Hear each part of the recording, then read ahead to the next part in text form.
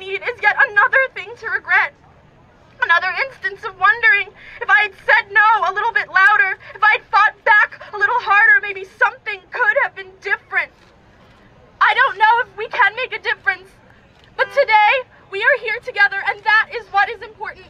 And maybe today we won't win, maybe we will, but there are other battles in the future that we can. I want every survivor here to know it is never your fault, no matter what. And maybe today feels like another instance of your voice being ripped from your throat and your mouth covered. But I hear you. Someone hears you. And I believe you. I believe survivors, and I believe in survivors. I believe in our resilience, in our power, and in our ability to change the world.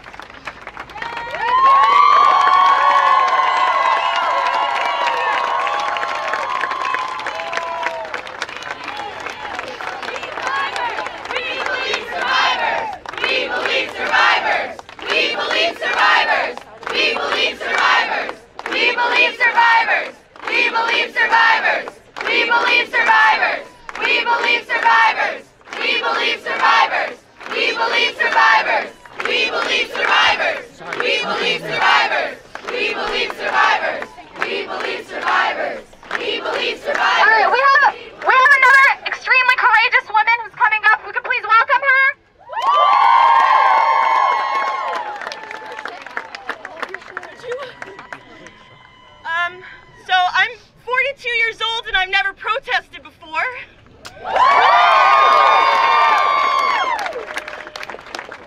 I'm also a survivor. I live in Las Vegas, Nevada. Yeah. And yesterday when I saw the senator from Maine's remarks, my heart sunk and I said, I can't anymore. I have to get up, I have to go. I can't complain on Facebook. I do that too. And I booked a flight and I'm here. And I haven't slept. I probably will remember what I just said.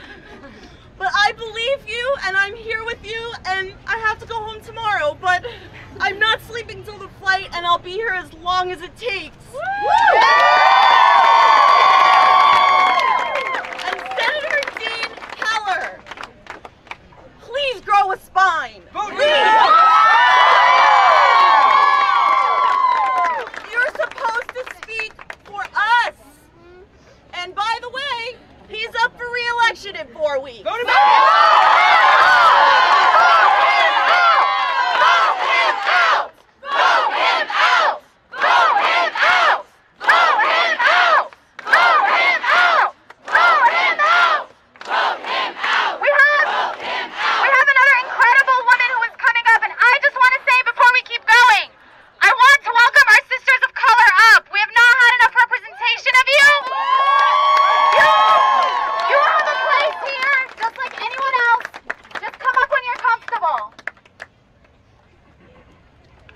My name is Kirsten Buchholz. I'm 53 years old.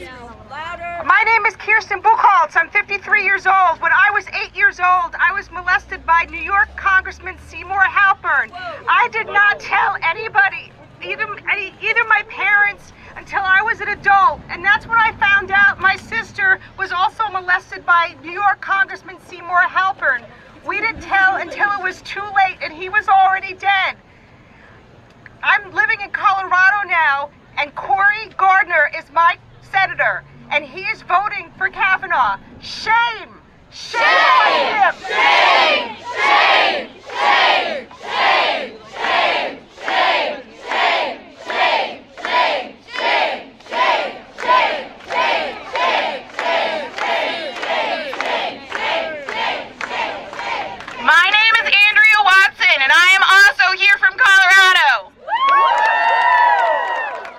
I just moved back on Monday, but I said screw it and flew here anyway.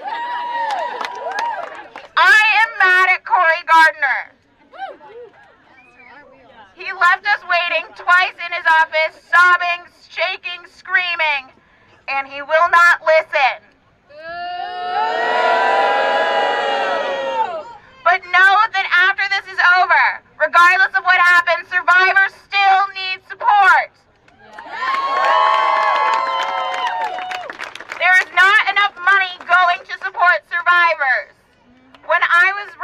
I waited for days to feel better, and I didn't. And finally, I called someone and said, you know what, can I come to your facility and rehabilitate myself? And they said no, unless I was an alcoholic or a drug addict, I could not get funding. So remember, after this is all over, that we still need your help. Thank you.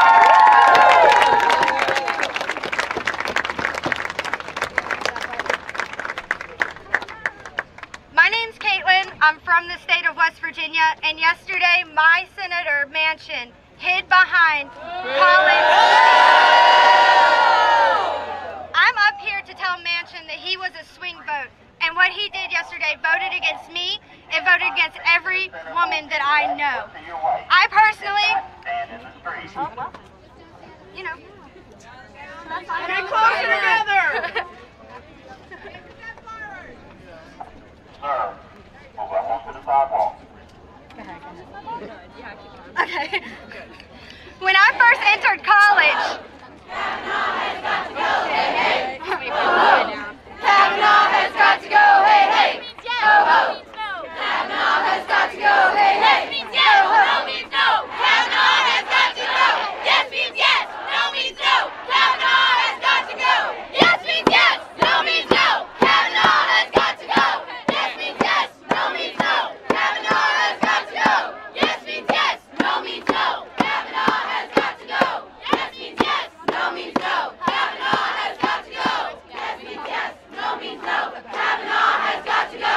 Yes means yes, no means no. Guys, can everyone take a step that way because the police keep coming back since people are on the sidewalk? thank you. Everyone can just move back so none of us get arrested. Yeah, I know. My grandparents I got a law school right now. We just need you to scream. No Okay. one can hear you. Oh, scream? Okay. We'll leave you, but we might not be able to hear you. When I first entered college, I had a guy rape me within a week, and I failed that semester at college. I could not leave my dorm. I didn't tell my grandma who was paying for it, but I'm telling Senator Manchin to please vote no.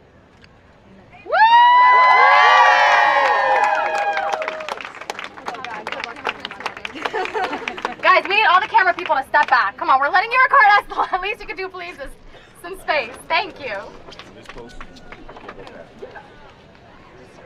Okay.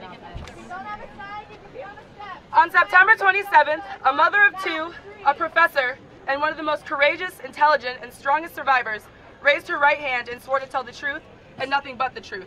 And under oath, she said that Brett Kavanaugh sexually assaulted her some 36 years ago. Facing several senators and an entire nation, she uttered the words, "I am here today, not because I want to be, but because I am terrified." She courageously testified to the event she could remember, the layout of the house, the floor plan of the room, the bed where it was located, how she was ambushed in the bathroom, her outfit, and the group sea laughs. Do it. You got this. Laughs of the boys that pinned her down to the bed. She even spoke about how norepinephrine and epinephrine encodes the hippocampus, aka she knew the facts. She was more than a credible witness, and to say that would diminish the impact of what she's done. Speak right to the mic. She's a hero to anyone that has been a victim of sexual assault. Yes.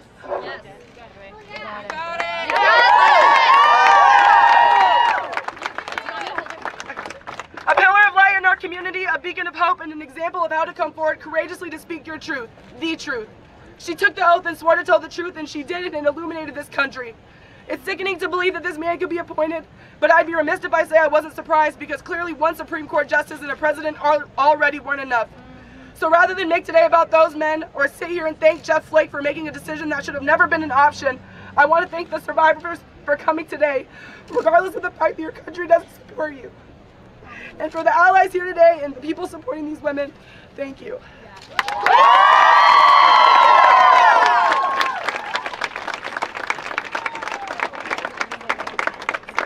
Hi, my name is Suzanne, and I'm here because, yes, everything that you guys have said made me mad. Otherwise, which way? Louder. I got it. everything that we've seen in the past few days, the past few weeks has made me mad. But what really, really made me mad was that guy getting up there and saying he did not have any connections. I did not have grandparents who went to Yale College. My grandparents grew up in a mining town in West Virginia. An FDR program got them out to Buffalo, where there were jobs in the 50s. I got into Yale Law School because I had connections. You all are my connections.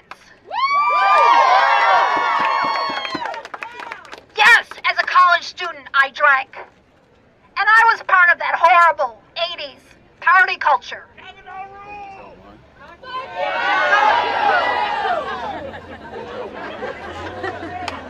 But I woke up and I volunteered at a rape crisis center. And I got into Yale Law School. You guys were my connections. You women. You strong women like the woman from West Virginia who has come here to say that Joe Manchin is a traitor. You people who have come here to help others and to stand up for your rights. You men who have come here and admitted you're not perfect. All of us together, that's what counts. And the measure of success is not whether you get into a particular law school. It's not whether you deserve a seat on the Supreme Court. It's whether you recognize your privilege and want to extend it to others. All right, I'm going to say it one more time. We want more representation, so this is absolutely open to anyone else who wants to come.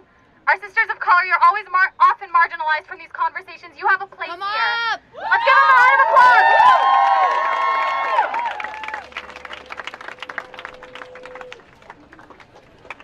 My mom was sexually harassed when she worked in architecture 25 years ago. She was sexually harassed, so much so that she had to leave her job because they would tell her to wear shorter skirts and that they would grab her butt. I'm here for every single woman who has ever had to deal with that, because even if it's that small of a thing, it's important that we recognize that that's not fucking okay. And that if people continue to fucking do this in government, that we've elected you to represent us, that we will vote you out.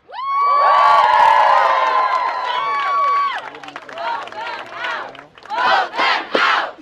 Vote them out! Vote them out! Vote them out! Vote them out! Vote them out! Vote them out! Vote them out! Vote them out! Vote them out! Vote them out! Vote them out! Vote them out! Vote them out! Vote them out! Vote them out! Vote them out! My name is Karen Fleshman, and I'm from San Francisco, California. This is my 4th trip to DC to protest Kavanaugh, and yesterday was my 6th arrest. And I want everybody to pay attention to my sign, and I want to speak directly to my white sisters. This mess is on us. 53% of us voted for Pussy Grabber in chief. He was the preferred candidate of every group of white women except for millennial white women. We have to unite with our sisters of color. From time immemorial, women of color have pleaded with us to recognize their humanity and to unite with them and to see that the patriarchy does not serve us. White women do not be servile anymore to the patriarchy. We saw that yesterday with Susan Collins, with Cindy Hyde-Smith, and with Senator Caputo behind her. There's a reason why they were all three together in that scene. And I want to say to all the women in our country, when we unite, we make up 50%. When we add in men of color, then we are the majority, and there's nothing that can stop us.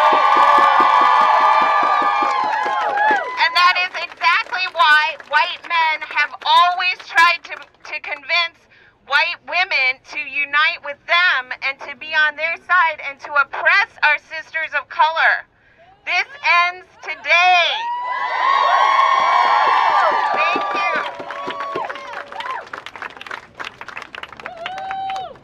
Hey, hey! Ho, ho! Kavanaugh has got to go, hey, hey! Ho, ho!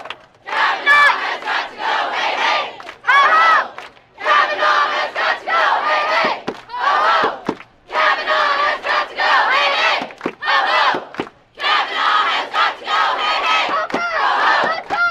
Kavanaugh has got to go, hey, hey! Ho, ho! Kavanaugh has got to go, hey, hey! Ho, ho! Kavanaugh has got to go, hey, hey! Ho, ho! Kavanaugh has got to go, hey, hey! Ho, ho! Kavanaugh has got to go, hey, hey! Ho, ho! Kavanaugh has got to go, hey, hey! Ho, ho! Kavanaugh has got to go, hey, hey! Ho, ho! Kavanaugh has got to go. The crowds all the way down there are with us. They might not be able to hear us, but pull out your phones. Share these stories on social media. We got a bunch of cameras here. We got C-SPAN. Thank you, my brother.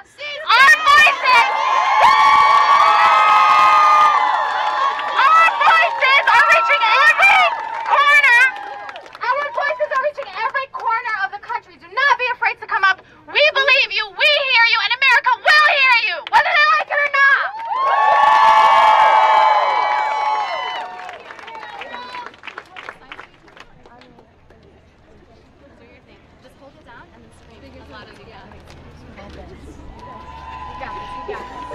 We are 14 years old and we are here to fight.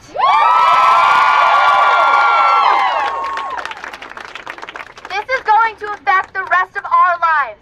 I am a victim.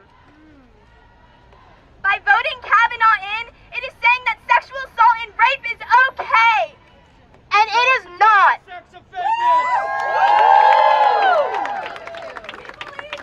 We believe you!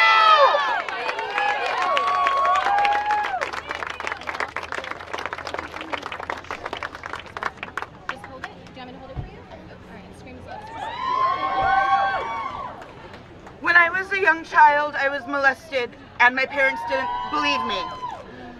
So when I was 15 and my boyfriend raped me, I didn't think I could tell my parents.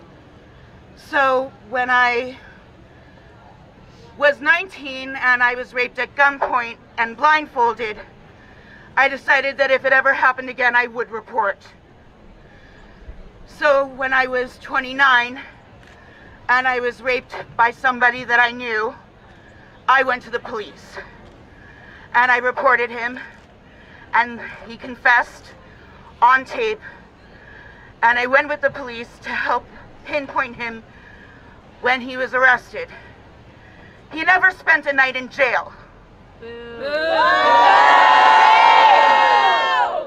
I lost my job. I lost all of my friends. Even the women in my social circle came at me via social media and attacked me. This was 10 years ago. And I thought that even now, with the Me Too movement, things might have changed. But our representatives in the Senate GOP, the women representatives in the Senate GOP, stood up yesterday and proved to us that they still don't think that women's lives and women's bodies are worth protecting. And that is why I am here today. Because women's lives and women's bodies and women's souls matter. I am 40 years old and I still hurt. And every day, especially over the past 2 weeks, I have been sobbing and my soul still is broken. And every one of us who is a survivor knows exactly what I am talking about. And everyone who has never gone through this does not and cannot understand. We need better. We deserve better. And our Congress is here to support citizens, not rich, elite frat boys who think that they are entitled to a seat on the Supreme Court.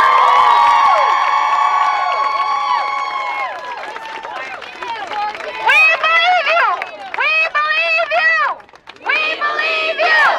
We believe you! We believe you! We believe you! We believe you! We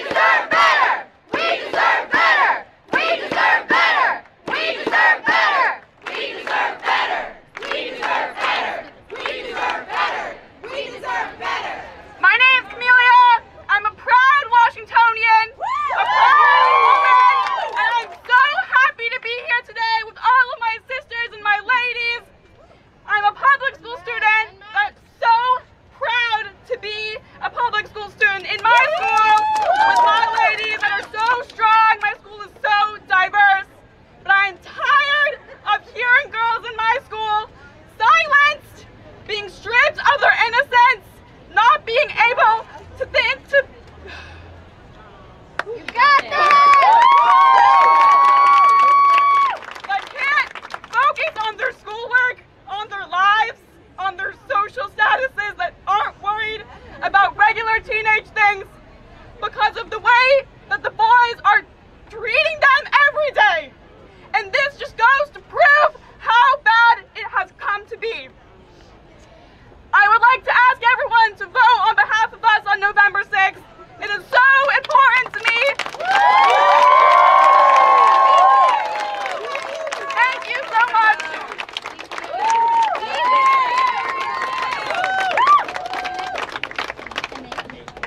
Can we give it up for Nate?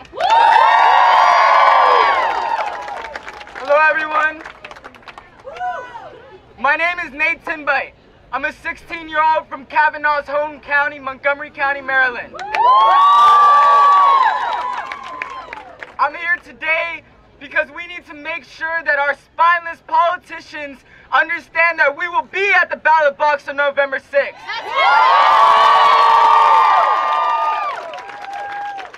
I wanted to emphasize that we are what's different. We are a new and unsettling force in American politics. And with morality on our side, with justice, we will rise from this moral political darkness. Thank you.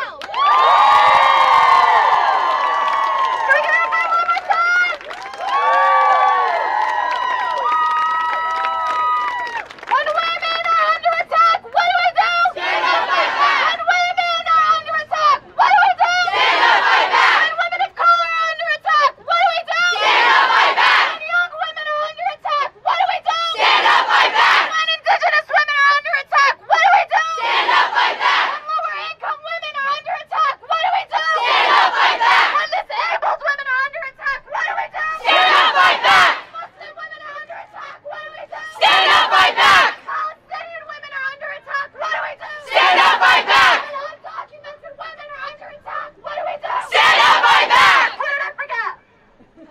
I hope when trans women. Stand up, fight back. Apologies, I tried to think of everyone possible. When trans women are under attack, what do we do? Stand up, fight back. When the LGBTQIA+ community is under attack, what do we do? Stand up, fight back. My name is Lisa Friday, and I'm a transgender woman.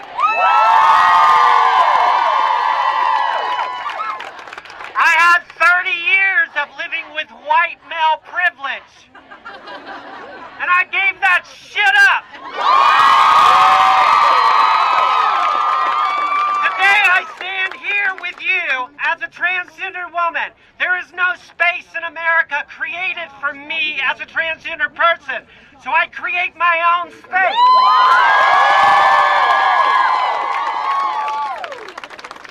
For people who've come before me, I have health care now, I have a job now, I have employment now. We have a long ways to go. This is a step backwards, way, way backwards. So I say to you as trans women, as cis women, as whoever the fuck you are as a human being, take your space today.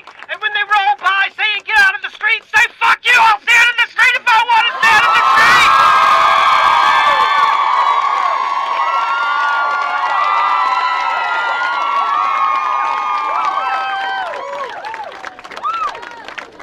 Guys, we need all the representation possible. If you want your voice to be heard, feel free to come up. This isn't planned. Come on up.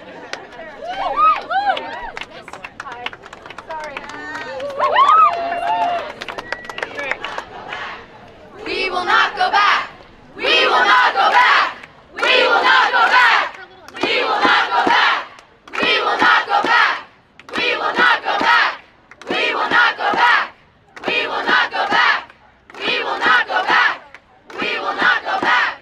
We will not go back. We will not go back. We will not go back.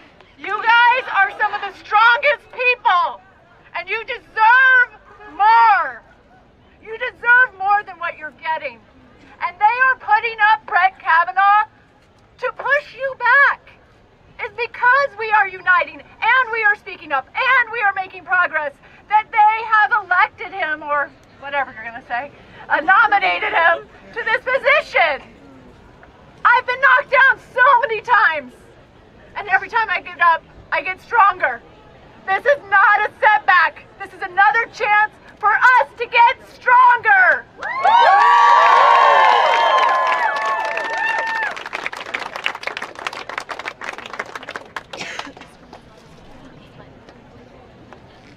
When women suffer, Shut it down! when women suffer, Shut it down! when women suffer, Shut it down! when women suffer, Shut it down! when women suffer, Shut it down! women suffer, Shut it down! when people suffer, Shut it down! People suffer! Shut it down! People suffer! Shut it down!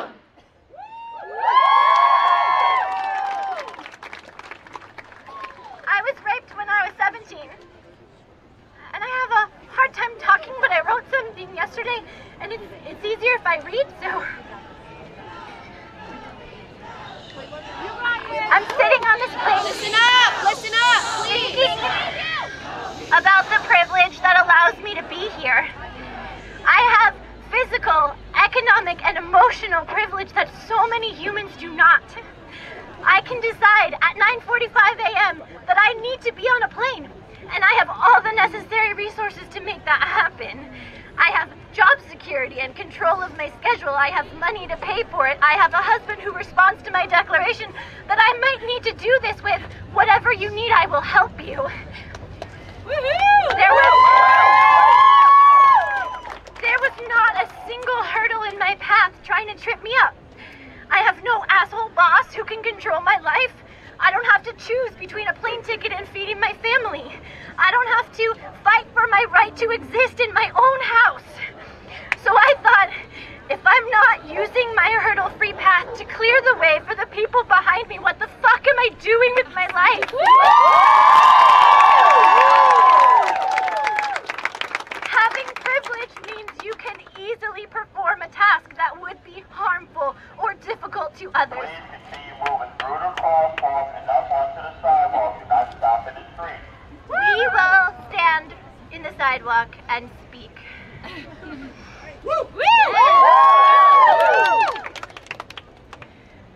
Having privilege means you can easily perform a task that would be harmful or difficult to others. This is a universal truth that spans many subjects. There are men in this world who would either harm me or simply disregard my words if I tried to speak to them. So men who are less likely to be harmed and more likely to be listened to should speak for me. I have very little to fear from police officers and our justice system in general. They're not going to draw their guns on me or beat the crap out of me for no reason. That is a legitimate fear for so many other humans. So if someone needs to speak to the police, I will step forward. When your ingrained shield is bigger than other people's, you should stand in front of them. Thank you.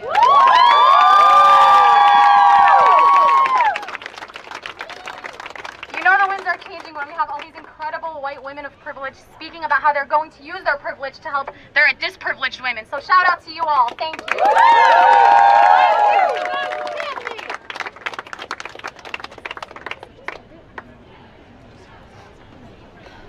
I'm really nervous.